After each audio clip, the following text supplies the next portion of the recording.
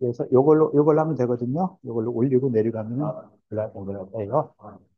됐죠? 네. 자, 다른 거 하지 말고 덮어주세요. 덮어요. 노트북 같은 거 다 덮으세요. 핸드폰 덮고, 자, 태블릿도 덮어주세요. 자, 발표하시죠.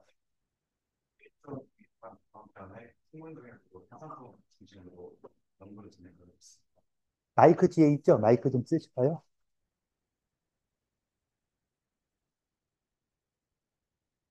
장 다음과 같습니다. 그다음에 학생 목표 키워드 문제 보시면은 화상풍에 대한 병리 병리 말씀드릴 거고요. 그다음에 감별 기준이라든지 아니면 화상풍도 이제 위험한 증상과 좀 덜 위험한 증상으로 구분이 되어 있기 때문에 그 부분 설명드리고 그 서양 의학적인 화상풍에 대한 정의와 둘의 비교 이런 식으로 좀 보겠습니다. 연구 주제 순서 이유는 네, 다음 같습니다. 그 화상풍의 이론적 틀을 주로 공부하는 거를 목적으로 다뤄져서 생각하시면 될 것 같습니다. 그래서 화상풍에 대한 기본적인 이해도는 동의보감에서 화상풍을 어떻게 정의하고 있는지에 대한 내용이고요. 그래서 출혈로 힘줄을 여왕하지 못하는 것, 그다음에 피부와 근육이 상한 증상도 화상풍으로 분류를 하고 있었고, 그래서 두 개의 병인의 이를 종합을 해보자고 하면은 홍사, 풍도, 파독이 화상풍의 병리가 되어 있었고요. 그다음에 네, 균에 대한 인식은 딱히 화상통에서는 언급을 한 적은 없지만 홍사라든지 화사, 외사에 대한 개념 자체가 외부에서 침입한 물질에 대한 내용이기 때문에 어느 정도 개념을 인식하고 있다고는 있습니다. 그래서 그 병증을 좀 더 자세히 살펴봤더니 환혈 감작이라든지 뭔가 환혈 완대 열이 났다 안 났다 뭐 근육이 경직되는 증상들 이를 앓는다든지 아니면 몸이 뻣뻣해진다든지 가뿐만장처럼 몸이 활처럼 뒤로 젖혀진다든지 그런 증상들을 화상풍에 대한 감정으로 보고 있는 것 같습니다. 그래서 위에 있는 증상들이 있을 때 비롯한 질환으로 보고 있으면 알 수 있고요. 그다음에 격리 기전을 좀 더 자세히 살펴봤더니 요약을 하자면 풍습, 환절 세 가지가 화상풍의 증상을 부과하는 경위를 보고 있었고 저희가 주로 알고 있는 화상풍의 근육과 관련된 경직 증상은 열을 주된 병리로 보고 있는 것으로 확인됐습니다. 그래서 장기성 변전증인 치병으로 화상풍을 보고 있었습니다. 그래서 장중경 같은 경우에는 뭐 종기가 생긴 경우에 난치증이라고 해서 좀 위험한 화상풍 증상을 이런 식으로 말하고 있었고요. 이천의 경우에는 각분반장 증상이 굉장히 심한 경우를 급증하고 있습니다. 그다음에 양사형 같은 경우에는 마찬가지로 각분반장 내지 뭐 설사가 가능하고 공정면의 경우에는 머리와 얼굴이 검붉게 된다고 해서 안색에 대한 부분이 좀 추가가 되기도 했고 땀에 대한 내용을 위주로 언급을 하면서 가상풍의 미흡한 증상에 대해 설명을 했고요. 이 내용 모두 다 동의보감 생물편에 담겨져 있는 내용. 그래서 크게 파상풍을 두 개로 단별을 했는데요. 기준이 지금 네, 집증과 간증으로 두 개를 구분했었고요.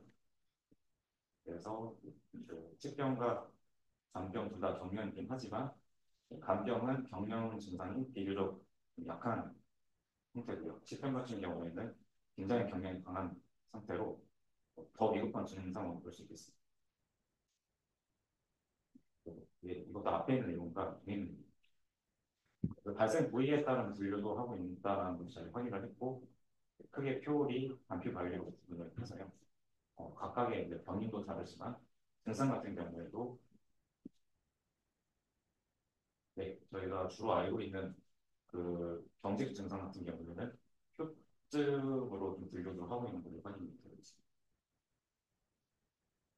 네, 그리고 발병 원인에 따라서도 분류를 해봤는데 저희가 앞에서 설명드린 것처럼 풍사라든지 한사, 화사 이런 내용들로 분류를 했고요. 공통적으로는 모두 다 근육 경직 증상들이 일어났지만 또 세부적으로 증상을 살펴보면 뭐 기침이라든지 아니면 손발 차다라든지 그런 식으로 좀 더 세부적으로 분류하고 있는 걸 확인할 수 있습니다. 증상에 따른 분류를 좀 더 자세히 살펴본 거고요. 경병과 치병 앞에서 언급했던 부분이고 네, 치병을 좀 더 세부적으로 또 나누어서 들어갔는데요. 강치와 유치로 구분하고 있고 역시나 땀으로 분류를 하고 있습니다. 강치 같은 경우에 땀이 안 나는 증상이고 역시나 땀이 나는 증상입니다. 이 부분은 이제 그 서양과학과 동양 한의학에서의 파사병의 정의를 간략하게 비교하고요.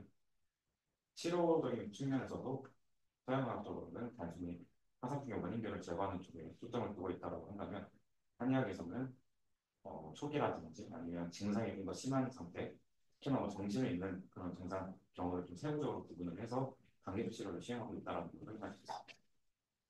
그래서 최종적으로 저희가 알아본 동의보감에서 풍편에 화상풍에 대한 내용을 토로 정리를 해보고요. 저희의 토론 주제는 서양에서 화상풍은 감염성 질환만에 국한해서 설명을 하고 있는데 동의보감에서는 병, 불어, 각국 만성 등 화상풍에서 나타날 수 있지만 반드시 화상풍에서만 나타나지 않는 증상도 그냥 화상풍과 동일시해서 치료하는 걸 소개하고 있습니다.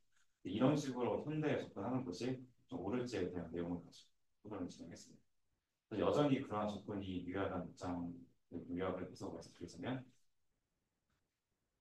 한의학의 전천후적 반영의 측면을 좀 고려를 한다고 하면은 마찬가지로 현대적인 접근에서도 특정 증상이 여러 집에서 나타날 수 있고 그런 질병을 완화하는 측면에서는 충분히 유효할 수 있다는 내용이 있어요. 그런 의견이 있었고요. 네, 그다음에 전체적인 그 인체를 파편화해서 구조적으로 보기보다는 전체적인 양상을 파악을 해서 치료를 해야 된다는 점도 있었고, 그다음에 병이라는 게 결론적으로 병증에 이르기까지의 여러 과정이 합이기 때문에 네, 동의보감의 치법은 최초의 병인을 해야 하는 것이 아니라 직전 병인을 해야 하는 초점을 두었다고 생각을 한다면 충분히 현대에도 적용할 수 있는 방법이라고 보는 게 있습니다. 그리고 한계가 있다는 점은 원인과 병증이 다르다면 치료법도 달라져야 될 필요가 있다는 그런 의견도 있었고 감염의 근본 원인이나 병원체를 제거하는데 한계가 있다면 아무리 증상이 완화된다 하더라도 근본적인 치료하고는 좀 거리가 멀 수 있지 않나 하는 것도 있었습니다. 감사합니다. 질문 받은. 예, 예. 네.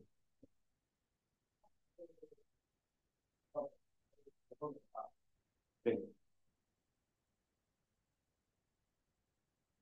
아, 네네, 네, 맞습니다.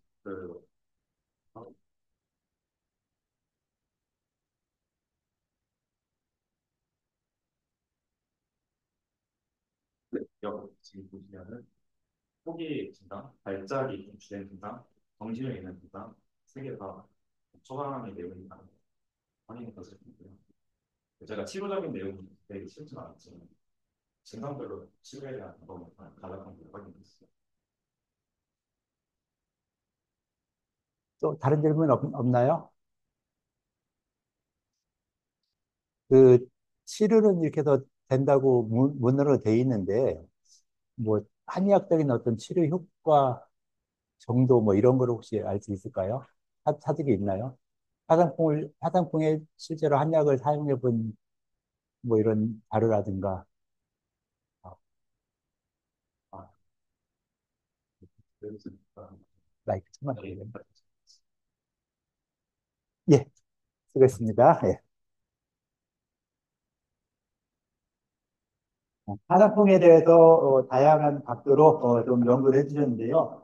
특히 뭐 동서의학 비교 이렇게 했는데 화상풍이라는 것을 좀 주제를 잡은 것 자체도 조금 의아스럽긴 하지만은 어, 화상풍이란 이름이 아까도 원인에 보면은 뭐 습, 풍, 습, 한열 뭐 크게 네 가지로 작용해서 화상풍 증상이 나타나는데 그걸 왜 화상풍이라 했을까 하는 이런 증상 이름을 왜 화상풍이라 했을까 하는 이런 부분도 좀 더 생각해 볼 필요가 있을 거고 그리고 실제로 이렇게 응급한 이런 질환이 과연 한약을 사용했을 때 얼마나 효과가 좋았을까 하는 이런 부분들 그래서 이게 진짜 좋으면은 계속 더 써먹을 수 있겠지만은 효과가 좀 떨어진다면은 안 써도 되겠죠.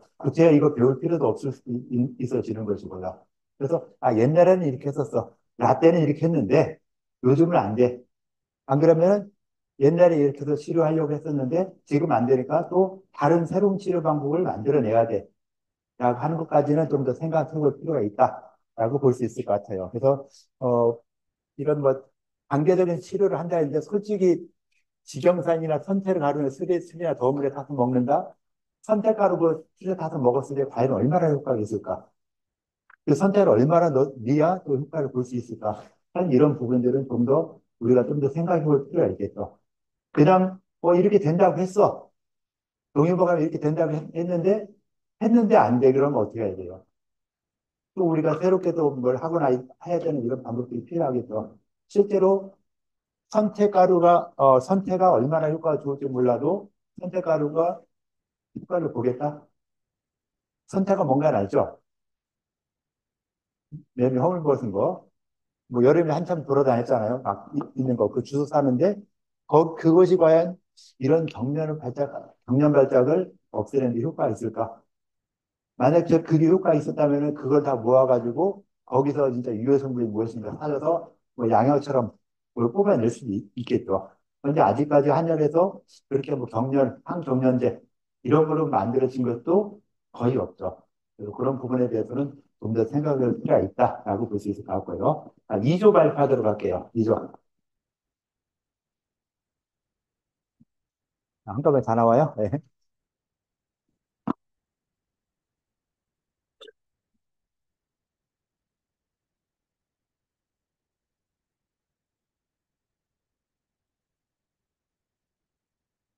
자, 마이크 저기요. 네. 슬라이드를 이걸로 돌리면 되고요. 이걸 돌리는 거 알죠? 내리면, 네, 내려보세요. 자, 2주에서는 소갈에 대해서 이야기했어요. 그 소갈은 비교적 많이 이야기되는 부분이니까 소갈에 대한 이야기 한번 들어보도록 할게요. 네. 바로 서론부터 들어갈게요. 어, 제목부터 들어가면 더 좋죠? 네, 제목 저희 동의보감서 소갈이고 학습 목표는 소갈의 정의 증상 원인이고 그리고 현대의학의 발전의 소갈을 이해해 보려고 했고 또 이거를 한의학과 현대의학의 발전을 비교해보고 이것을 종합해서 예방하고 관리할 수 있는 방법까지 다뤄보고자 했습니다.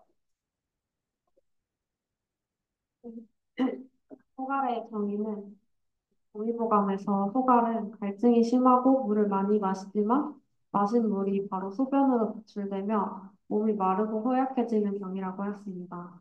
또 원인은 세 가지로 나눠볼 수 있는데 첫 번째는 심혈이 폐로 들어가는 게 원인으로 볼 수 있고 두 번째는 비기가 위로 넘쳤을 때, 세 번째는 신열로 신이 허해졌을 때를 들 수 있습니다. 네, 간단하게 그 소갈의 맥법에서 신맥이 활하고 미세하고 소하면 소갈이 있다고 볼 수 있고 그리고 세 가지 소갈이 있는데 상소는 폐에 속하며 심한 갈증을 나타내는 것이 특징이고 중소는 위에 속하며 잘 먹으나 여위고 소변이 잦은 것이 특징입니다. 또 마지막으로 하소는 신에 속하며 건조가 있고 다리와 무릎이 마르고 가늘어지는 게 특징입니다. 다소갈증과 전염증 넘어가도록 하겠습니다. 이거 소갈의 현대의학적 관점은 간단하게 넘어가고 싶고 현대의학에서는 소갈을 동력병으로 보고 있는데 그래서 그게 어떻게 증상이 이상하냐 봤을 때 대표적인 장내 증상인 자갈, 간염, 다식 그리고 체중 감소가 유사했고요. 정리적 원리는 현대의학에서는 당연히 포도당 조절에 문제가 생겨서 발생한다고 보는 반면에 이제 한의학도 조금은 이상하게 진액이 부족해서 소갈이 발생한다고 해석하고 있습니다.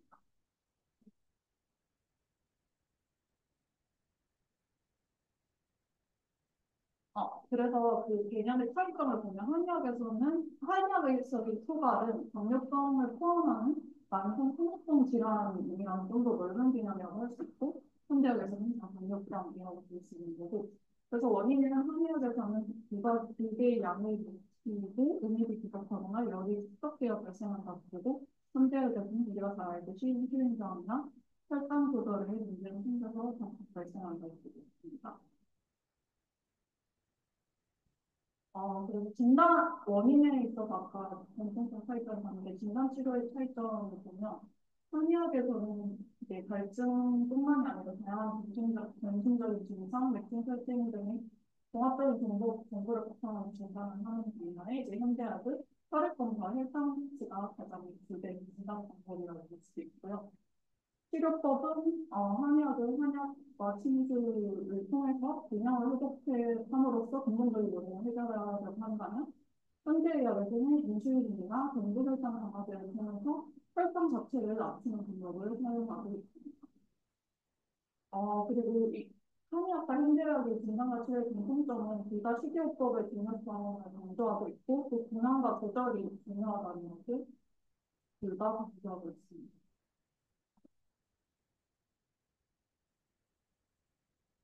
그래서 수가를 예방하고 관리할 수 있는 방법을 종합적으로 보면은 한의학과 현대의학에서는 공통적으로 폐사의 불균형과 장기의 기능 저하를 수가의 원인으로 봤기 때문에 이를 취해주는 게 필요한데요. 그래서 식이요법, 소화조건, 균형 회복, 장기적인 내원 이렇게 큰 네 가지로 예방하고 관리할 수 있는 방법을 봤고요. 식이요법을 먼저 보면 동의보감에 달고 기름 붓는 음식, 향기 나는 풀, 서각 제공을 금지. 불에 구운 것, 맵거나 뜨거운 것, 식용유처럼 것 금지. 이런 건데 사실 이게 당뇨병 환자들이 식이요법 할 때 조금 남기는 거랑 비슷해요. 그래서 현대는 당뇨병 환자들한테 저혈당식 식품을 선택하라 하고 적절하게 단백질 섭취하라 하고 항산화 음식 많이 먹으라 하는데 이게 한의학과 굉장히 유사한 기억들이 있고요. 그다음에 심한 촉진 이것도 한약이 되게 인상적으로 당뇨 환자를 위해서 털갈이나 처방 같은 거를 많이 쓰고 있어요. 그래서 최근에 발표된 자료를 보면은 당뇨병 전 단계랑 위험당뇨 대상으로 한 털갈이들을 임상에서 많이 쓰는 걸 자료를 만들어 놨더라고요. 그래서 가져와 봤는데 거의 폐대장 피 금장 혈이 에다가 침을 놔도 열을 끄고 진액을 보충하는 식으로 희망을 뒷짐하려고 침구 치료를 하고 있었고요.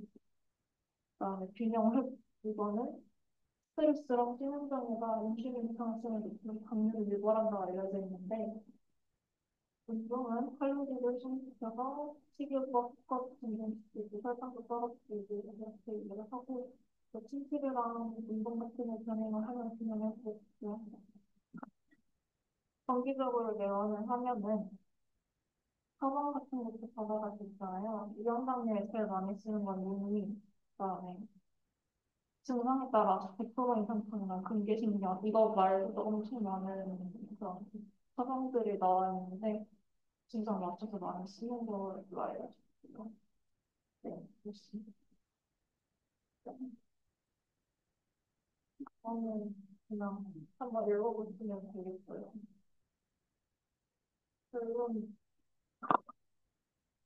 네, 결론은 근데 그냥 요약이라서 읽어볼까요? 아니면 네, 간단히 요약만 설명해 네, 주시면 되죠. 결론은 그래서 소갈은 심혈로 인해서 폐에 심히 영향을 받거나 비기가 위로 넘쳐서 발생하며 오래되면 붓고 더부룩해지거나 실명이 될 수 있는 병입니다. 소갈은 당뇨뿐만 아니라 당뇨를 포함하는 만성소모성 질환이라는 넓은 개념이라는 점에서 당뇨병이랑 차이가 있지만 전형적 증상이나 원인을 대사 불균형으로 본다는 측면 그리고 치료 시 식이요법의 중요성을 강조하는 점 등에서 유사성을 띠고 있습니다.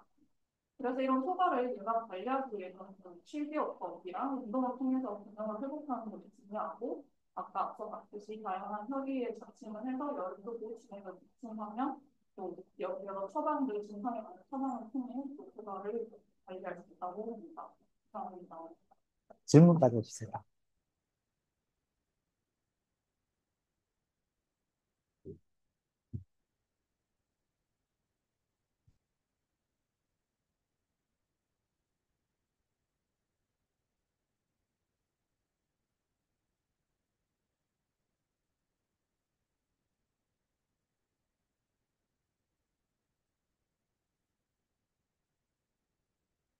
실제로 저희가 아무래도 공부가 특성도 있는데 소가를 잘 생긴 스트레스적인 특징이 있는데 그, 그 열성 그런 것보다 약간 비슷하긴 한데 고량주를 너무 많이 먹는 사람이 많이 있는데요. 그래서 여기도 찾아봤을 때 페놀린 조금이 향유 영양성이 높다고 마음이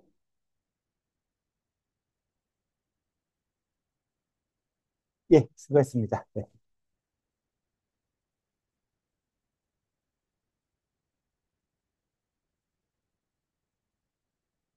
자, 지금 현대의학이나 소갈 같은 경우는 소갈증을 요즘 말로 쉽게 좀 표현해 보니까 아마 당뇨병하고 유사하더라라고 생각을 한 것이죠. 그래서 예전에는 뭐 당뇨병이나 이런 용어가 없었으니까 이 소갈이라는 용어로 문제를 썼던 것이고 이것이 지금 이게 현대적인 연구를 하다 보니까 당뇨병과 유사하다. 그래서 한의학에서 말한 소갈이 당뇨병과 유사하게 치료를 할 수 있겠구나라고 생각을 한 것이죠. 그래서 이런 당뇨라는 이런 부분들도 보면은 쉽게 해결되지 않는 이런 부분이 되죠. 그래서 아까 사용하는 처방들도 보면은 뭐 육미라든가 신기한이라든가 이런 약들을 쓰는데 문제점은 이런 육미나 신기한 같은 이런 약을 쓰면은 당 수치가 더 올라가요. 당을 떨어뜨리기 위해서 약을 썼는데 오히려 수치가 더 올라간다면은 이건 뭐야? 뭔가 잘못된 것이죠. 그래서 그런 부분을 갖다가 어떻게 해야 될 것인가 좀 더 생각해 볼 필요는 있겠죠. 그 많이 쓰는 약이 육미계통 약을 많이 쓰는데 이 신음모 쪽으로 봐서 그래서 육미계통을 쓰면은 얘들도 당이 많죠. 숙장 같은 것도 당이 많고 하다 보니까 약을 먹어서 오히려 당 수치가 좀 더 올라갈 수 있는 이런 부분도 충분히 있어요. 그래서 실제로 그렇게 그런 약을 먹고 수치 더 올라간다라고 하시는 분들도 굉장히 많고요. 그래서 그런 부분에 대해서는 좀 더 생각을 필요 있을 것이고 또 한 가지는 지금 동의보감에서도 이 옹조에 있어, 아니, 그러니까 저 당뇨에 있어, 소갈증에 있어서 옹조를 조심해야 된다 그랬죠. 그 부분은 어떻게 보면 굉장히 중요한, 지금 현대에서도 그대로 적용되고 있는 이런 부분이니까, 그런 부분에 대한 언급이 한 번 더 됐으면은 훨씬 더 좋았겠다라는 이런 아쉬움이 좀 있어요. 그래서, 옛날에도 병을 갖다 계속 파악을 해보니까 당뇨병 이 환자가 계속 병이 생기면서 옹조 같은 이런 증상들, 이것 때문에 더 실제로 지금도 그 발끝부터 뛰어나가죠. 그 뭐야 이 발이 괴사가 돼서 발끝을 먼저 뛰고 그다음에 발목, 무릎 뭐 이렇게 뛰어나가게 되는 이런 부분이 있거든요. 그래서 당뇨 환자들이 항상 조심해야 되는 이런 부분들, 이런 옹조라든가 이 피부의 감각, 이 감각이 마비되기 때문에 이런 옹조 같은 것도 다 생길 수 있고 하다라는 것을 옛날에도 그런 거에 대해서 알았으니까 그 알았던 이런 내용들이 지금 현대적으로 다시 한번 해석해 준 것도 훨씬 더 좋을 수 있는 이런 부분이 돼서 그런 부분을 또 추가해 주시면은 좀 더 좋은 발표가 될 수 있겠다라고 볼 수 있을 것 같아요. 자, 3조, 3조 나와서 발표 좀 해주시죠.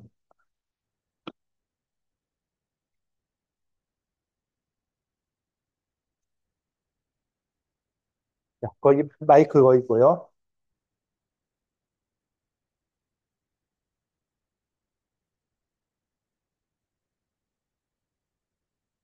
3조는 요거뿐이 없더라고요. PPT 나한테 안 줬어. 여기다 안 냈어요. 그죠? 여기 있나요?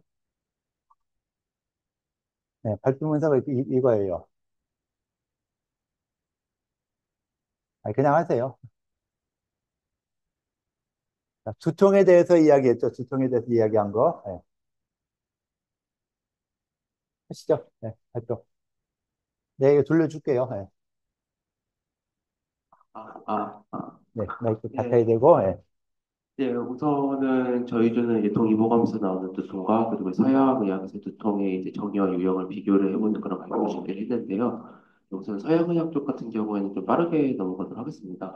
우선 두통 같은 경우에는 이제 그냥 독립된 병이 아니라 보통 여러 가지 병이랑 같이 일어나는데 이제 약간 진통제로 보통 호전되는 경과를 보여줍니다. 그리고 이 전체 인구의 한 70%, 80%가 경험하는 이제 매우 흔한 증상이라고 할 수가 있는데요. 네. 이거 몇 페이지 될까요, 혹시? 네.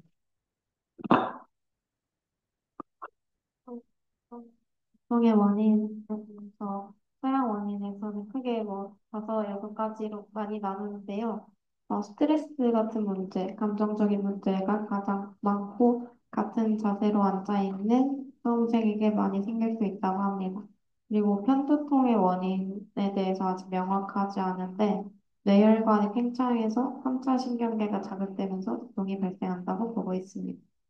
네, 밑으로 좀 내려주시면 네.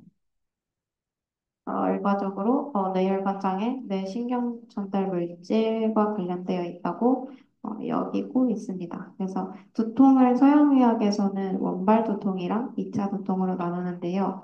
원발 두통은 긴장 두통, 편두통이 있고, 그리고 2차 두통은 외상으로 인해서 생기는 두통 등이 있습니다. 그래서 저는 원발 두통 위주로 설명을 한번 해보도록 하겠습니다. 첫 번째는 긴장 두통이고, 근육이 단단해져 있을 때 생기는 두통입니다. 네, 두 번째로 편두통은 이제 평소에 자주 느낄 수 있는 두통인데 한쪽이나 양쪽 머리에서 맥박이 뛰는 것 같은 박동성 통증을 가진 두통입니다. 네, 그리고 세 번째로는 군말 두통인데 증상이 굉장히 특징적입니다. 옆면에 통증이 나타나고 따끔거리는 통증이 있는 그 두통으로 설명드릴 수 있습니다. 제가 한 번만 내려주시면. 다음으로는 현대의학에서 두통을 치료하는 방법에 대해 알아보겠습니다. 우선은 일반적인 약물과 처방 약물, 예방 약물로 약물을 세 개로 구분할 수 있는데 일반 약물의 경우 같은 약물은 넘어가도 되지 않을까요? 그러면은 뭐 우리가 양방하는 것도 아니고 하니까 이따가 네, 언급할까요? 양방 넘어가도록 하죠. 그 다음에요. 예? 더 내려가요? 어디 위로 가요? 내려가요? 저는 양방 내용을 빠르게 넘어가도록 하고 이제 다시 동의보감으로 넘어가도록 하겠습니다. 우선 동의보감 같은 경우에는 두통의 원인은 크게 외부 요인과 내부 요인을 구분을 합니다. 우선 외부 요인의 경우에는 조금만 내려주세요.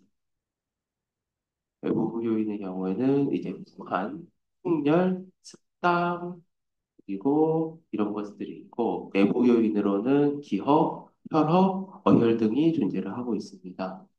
예, 간단하게 이제 그리고 다운 두통도 존재를 하고 있는데 우선 두통 유형 같은 경우에는 이제 두통의 원인을 따라가는 그런 경향성을 보이는데요. 우선 풍한 두통 같은 경우에는 말 그대로 이제 바람이 몸에 들어와서 생기는 두통이고 풍열 두통은 이제 열이 들어와서 생기는 두통이고 기어 두통은 기가 부족해서 발생하는 두통이고 이 경우에 보익 치료가 보통 동반이 됩니다. 그리고 혈흔 두통 같은 경우에는 이제 고혈 치료가 동반이 되고 담음 두통의 경우에는 이제 재담 치료를 실시를 합니다. 그리고 마지막으로 어혈 두통 같은 경우에는 이제 어혈 치료가 주로 사용이 되는 그런 경향성을 보여주었습니다. 밑으로 내려갑니다. 네. 다음에 이제 한의학적 치료. 통의 한의학적 치료는 풍한에는 궁지향산을 쓰고요. 그 마황탕 그리고 네, 쓰고 감기 울별로 인한 거에는 시오소간산을 씁니다. 근데 원인에 감기울결이 있나요? 두통 유형이 이렇게 나왔을 때도 감기울결이 없는데 담음 두통이 담음하고 감기울결하고는 어혈이랑 간질견을 없는 일반 소소한 그런 경우는 있어가지고 어혈 쪽에다가 금방 담음이라더니 갑자기 오히려 그 순식간에 바뀌어요. 좀 지금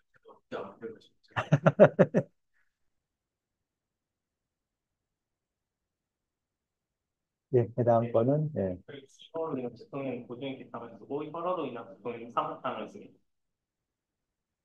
담음 원인일 때는 한약액들 천마탕을 쓰고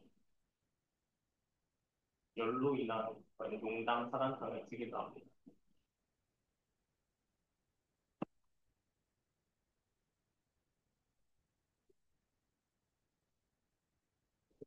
의 내용을 간략하게 말씀을 드리면 그렇죠. 예, 마이크 대고선 해주세요.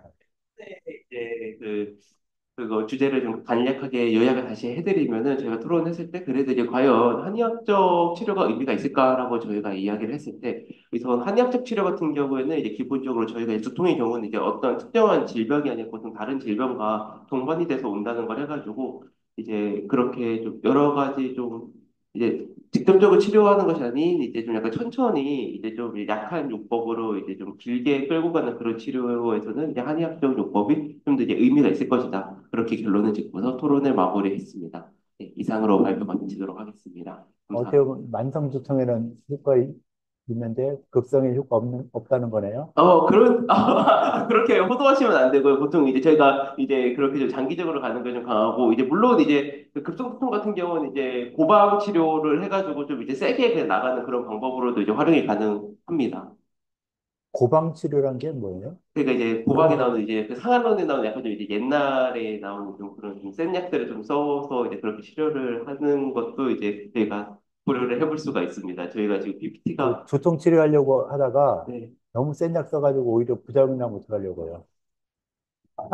사간열에서는 가장 중요한 게 부작용이거든요. 네, 그래서 맞습니다. 사간열 태양병에서도 오치했을 때 어떻게 된다는 이런 경우가 굉장히 많아요. 네. 그러니까 태양병에서 오치해가지고 나타나는 증후들이 굉장히 많다는 것은 그만큼 오치에 대한 부분이 굉장히 중요하다는 것인데 그거에 대한 걸 갖다가 이렇게 강력한 약을 쓰면 강력한 약 쓰는 거 좋죠. 부작용에서 사람 죽이고 머리는 안 아프겠네 죽었으니까 뭐 이렇게 되면은 전혀 안 되는 것이죠. 예. 그래서 어떻게 보면 굉장히 흔한 예. 질문 좀 받고선 하죠. 네, 질문 좀 혹시 질문 받고 있으신가요? 예. 자료가 이렇게 부실하면은 질문도 없어요. 예, 들어가세요. 자, 이렇게 그 두통 같은 경우도 흔하게 많이 나타나는 증상이지만은 거기에 대해서도 금방 이 증상과 처방 이게 나왔을 때 앞에서 10종 두통으로 나눠서 10개의 종류의 두통을 얘기해 놓고 치료에 있어서 나오는 처방에서 또 10종 두통과 전혀 관련 없이 지들 멋대로 만들어냈어요. 그러면은 이게 앞뒤가 안 맞는 말이 되죠. 그럼 안 그러면 아예 앞에서 말했던 십전 두통 없애버리던가 요거에 맞춰서 처방에 맞춰서 두통이 종류를 구분해 놓던가 할 수 있는 이런 부분은 좀 더 필요하겠어요. 그래서 풍한 두통이라 하더라도 여기서 말했던 궁지항산을 쓰기도 하고 마음탕을 쓰기도 하고 여러 가지 쓸 수 있잖아요. 그러니까 같은 두통이라 나왔을 때 두통 모든 증상에서 두통이 있는 걸 다 찾아서 거기 나오는 해당되는 처방도 다 뽑아내자 이렇게 무식하게 하면 안 되죠. 이건 굉장히 무식한 방법이에요. 풍하누리는 두통이니까 예, 풍하누리에 생기는 두통, 풍하누리에 생기는 뭐 두통이 있는 모든 증후군들 다 모아가지고 그런 쓸 수 있는 처방들 모은다 이런 것들은 말이 안 되는 소리고 처방이 있으면 그 처방에 대해서 어떤 증상, 그러니까 변증을 정확히 하라 했잖아요. 그 처방에 맞는 정확한 변증을 할 수 있도록 좀 더 노력해 줄 필요는 있다라고 볼 수 있고요. 그래서 풍하누리는 두통으로 궁지항산을 쓸 것인지 마황탕을 쓸 것인지 나타난 속에 있는 약재들 이런 약재들이 어떻게 되는가 그리고 풍하늘이라는 두통이 특징이 무엇인가 풍열이라는 두통의 특징이 무엇인가 간단히 써놨죠. 아까 앞에서 간단히 써줬던 것들 그 각각 두통이 특징들 그럼 반드시 이 두통에 있어서 감별해야 되는 감별 진단 중에 감별 뭐야, 증상 감별하는데 가장 중요한 이런 부분이 되는 거죠. 그래서 이런 특징이 있을 때, 풍한의 특징과 풍열의 특징이 증상이 전혀 다르기 때문에 쓰는 처방도 전혀 달라져야 되는 것이죠. 같은 두통이라 하더라도 풍한이냐 풍열이냐 이런 것에 따라서도 전혀 다른 처방이 달라져야 되는 이런 부분이 있다는 것도 좀 더 구체적으로 좀 더 하나하나 파악을 해줄 필요가 있다라고 볼 수 있을 것 같고요. 그래서 한의학의 동의보감에서는 두통을 10가지 종류로 이제 크게 나눴어요.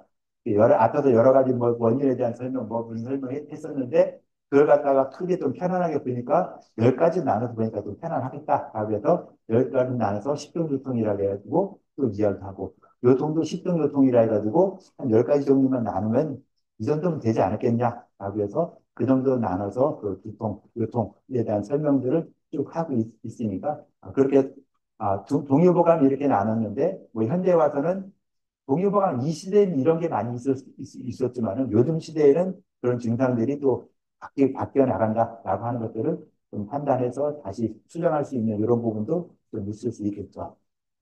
자, 이제 사조 발표하도록 할게요. 사조.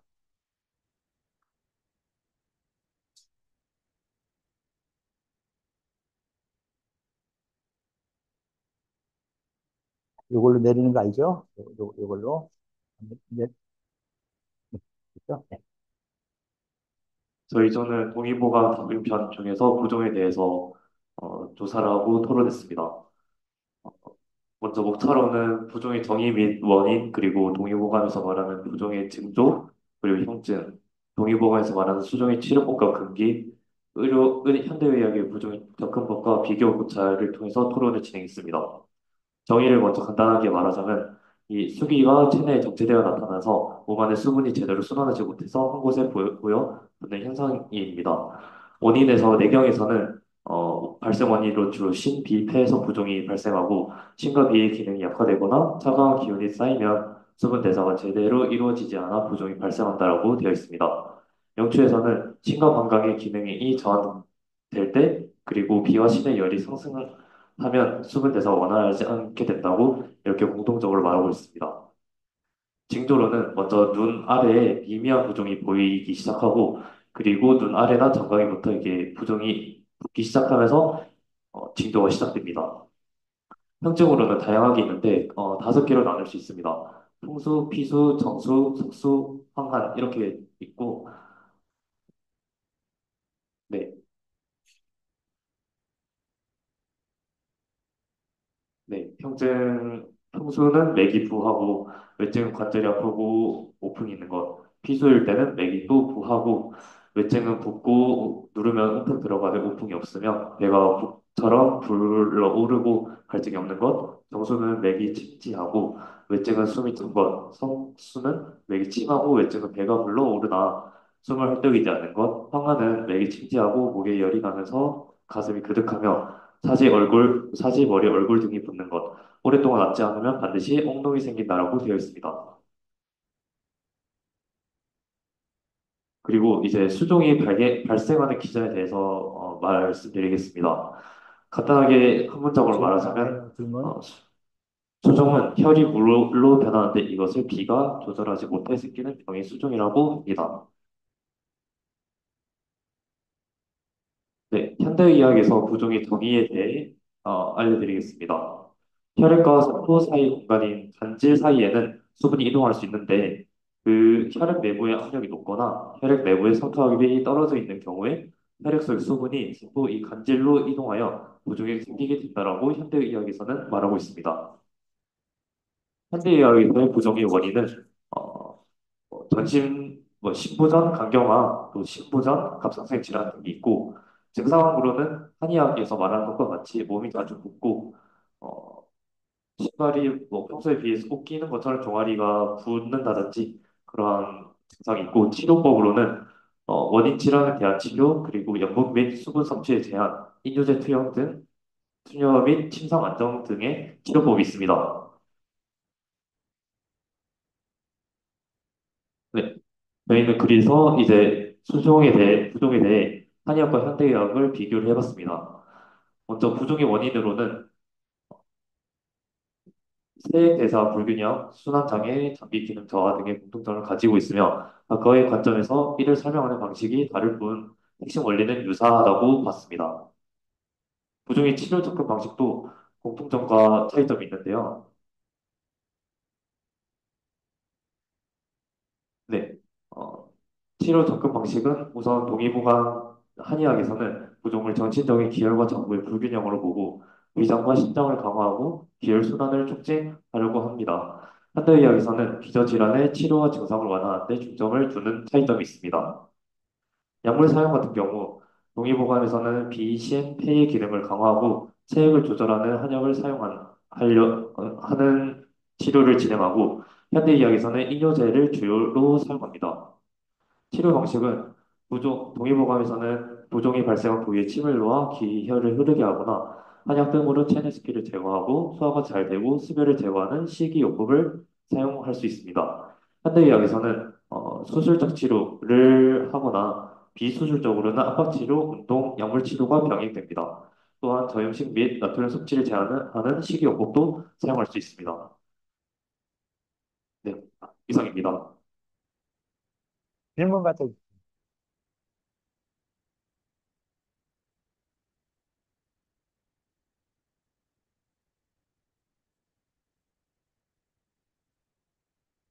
질문 하나 했잖아요. 질문해요. 질문하라고.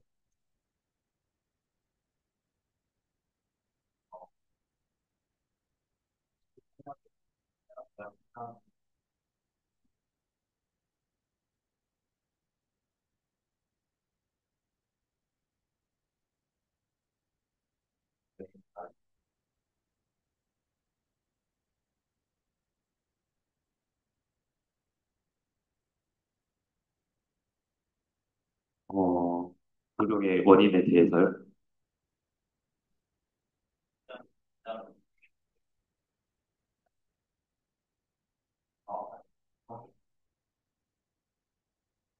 어,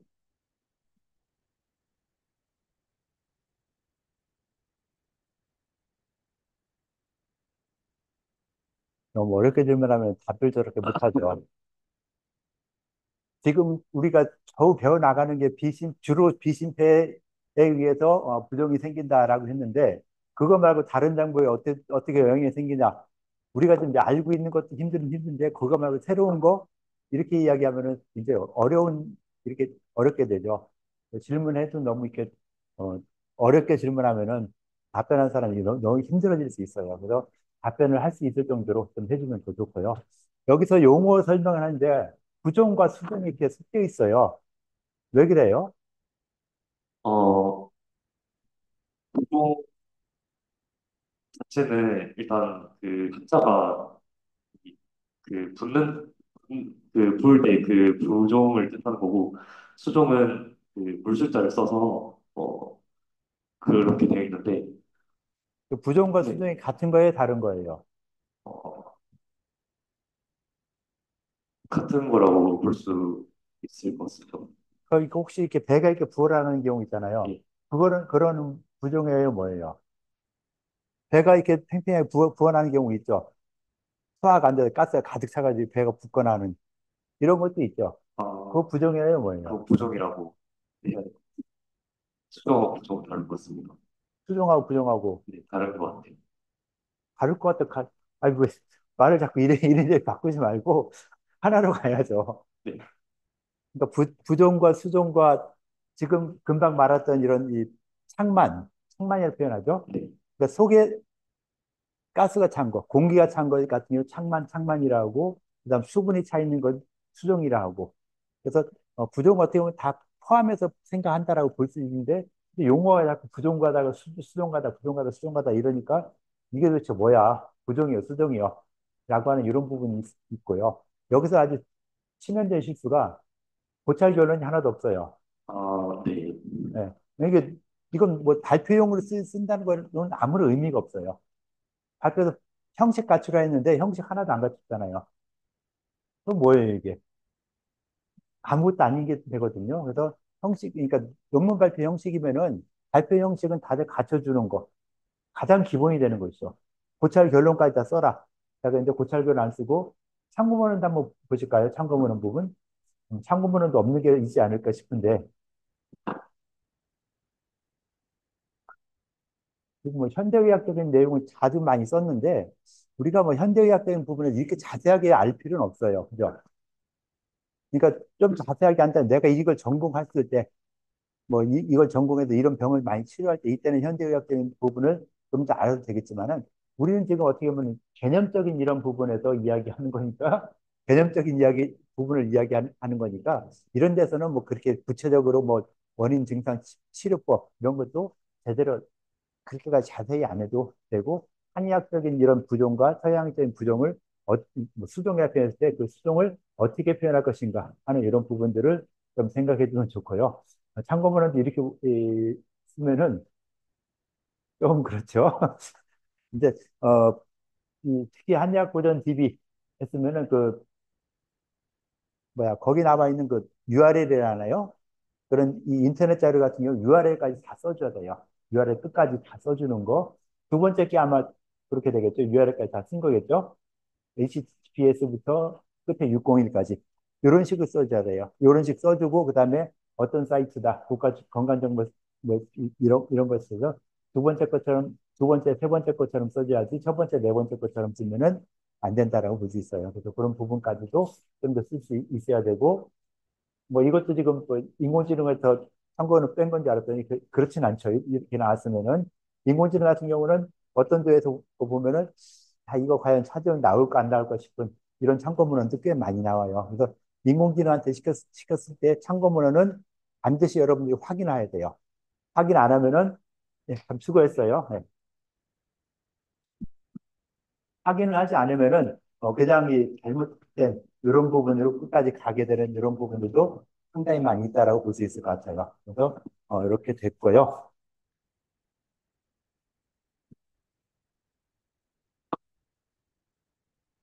자, 그다음에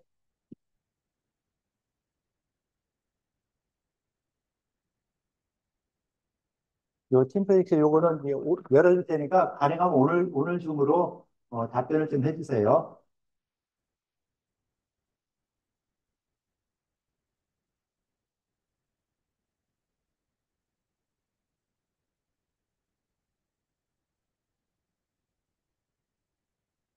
오래 걸려.